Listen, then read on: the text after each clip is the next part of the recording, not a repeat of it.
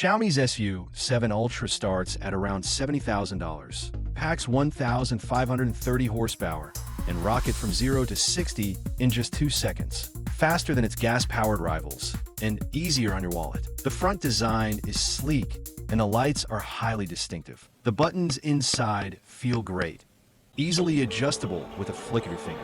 The central screen shows suspension height options. The spoiler rises slowly, exuding pure sportiness. The rear diffuser unfolds, showcasing a sharp design. Lowered suspension, hugging the ground tighter. The car's side profile is sleek, and the wheels are huge. The side mirrors are crafted from carbon fiber, offering a refined touch. Pop the front trunk, and you've got space for a suitcase. Fits perfectly into the black suitcase. The front sports a Xiaomi badge, framed elegantly in gold.